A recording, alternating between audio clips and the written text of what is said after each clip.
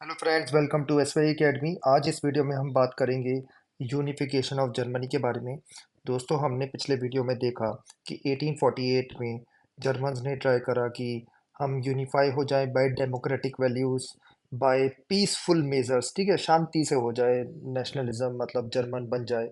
परंतु वैसा हुआ नहीं। तो अब जब बात सीधे सीधे हाथ से नहीं बनती है, तो वो बोलते हैं ना, हाथ थोड़ा टेढ़ा करना पड़ता है, उंगली टेढ़ी करनी पड़ती है, राइट। तो अब आर्मी का यूज़ करेंगे, अब थोड़ा सा वायलेंस का यूज़ करेंगे। इसमें जो सबसे इम्पोर्टेंट नाम आता है दोस्तों, वो आता है बिस्मार्क का नाम। ये आप नाम याद रखेंगे और रखना भी चाहिए, because one of the most important person, not just in Germany but world में कहे जाते हैं, मॉडर्न वर्ल्ड हिस्ट्री में बड़ा नाम है। तो स्टार्ट करते हैं लेक्चर। और यहाँ क्वेश्चन पूछ रहा है कि Germany can the army be the architect of a nation. क्या आर्मी नेशन बना सकती है? क्वेश्चन ये आ रहा है, ठीक है। मे बी कभी आपसे आगे चल के पूछा जाए जब आप सीनियर हो जाए। अगर अभी तो आप 10th में हैं, बट आगे चल के क्वेश्चन आ सकता है कि मे बी किसी इंटरव्यू में या किसी यूपीएससी टाइप के एग्जाम में। तो देखते हैं। After 1848 nationalism in Europe moved away from its association with democracy and revolution।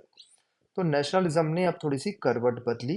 उसने देखा कि यार, डेमोक्रेसी और रेवोल्यूशन से ज़्यादा हो नहीं रहा, हमें कुछ और करना पड़ेगा। और यहाँ पे मेनली दो नाम आते हैं, दो नेशनलिज्म के नाम आ रहे हैं दोस्तों, इटली और जर्मनी। अभी इटली और जर्मनी बनने वाले हैं।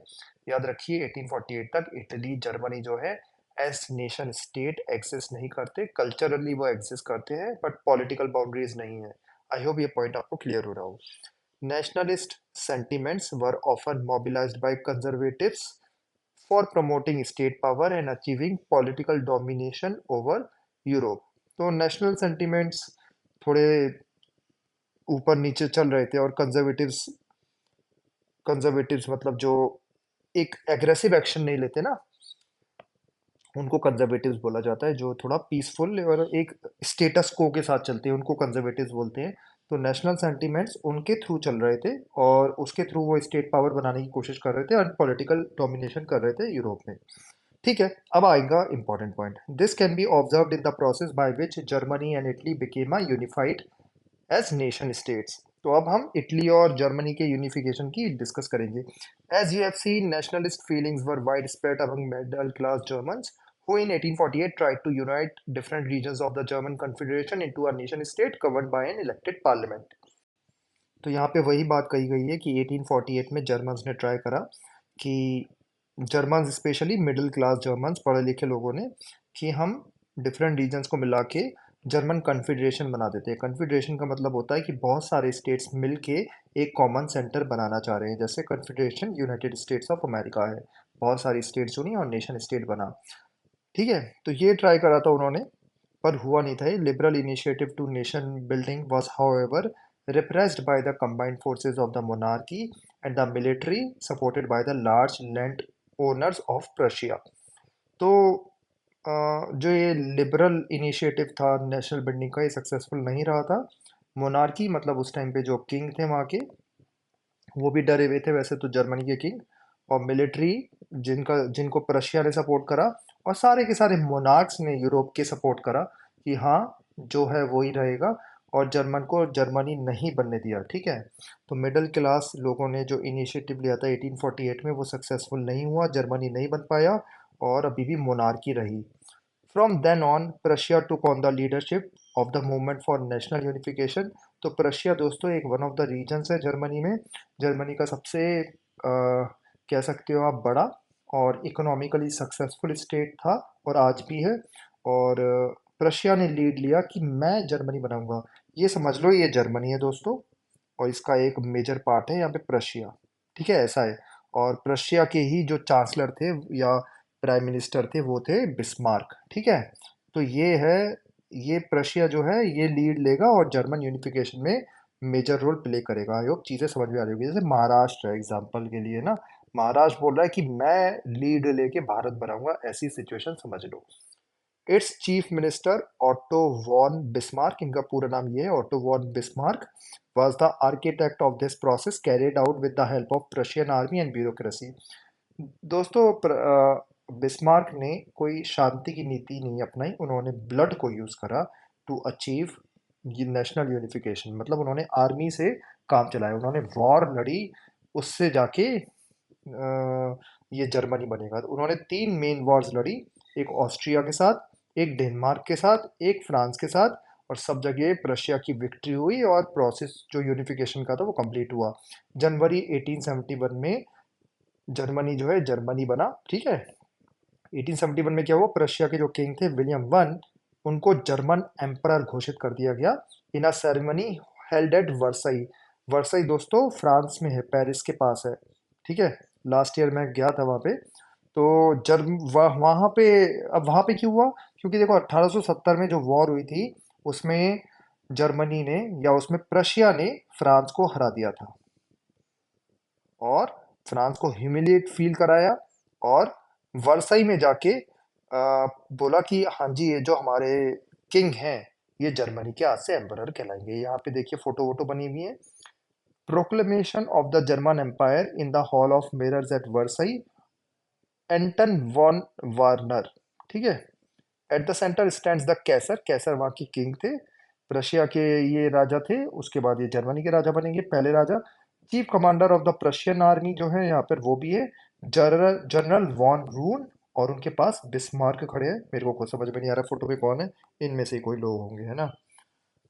और ये मॉन्यूमेंटल वर्क जो है ये कंप्लीट किया गया था 1885 में, जब बिस्मार्क का 70वां बर्थडे था, तो उनको एक गिफ्ट दी गई थी ये painting. On the bitterly cold mornings of 18 January 1871, an assembly comprising the princes of German states, representatives of the army, important Prussian ministers, including the chief minister Otto von Bismarck, gathered in the unheated hall of mirrors in the palace of Versailles, यही जो है, to proclaim the new German empire headed by Kaiser Wilhelm I of Prussia। पूरा नाम आप ही लिखेंगे, कैसर William one भी है, ठीक है। तो यहाँ पे आपका 18 जनवरी 1871 को जर्मनी बन गया।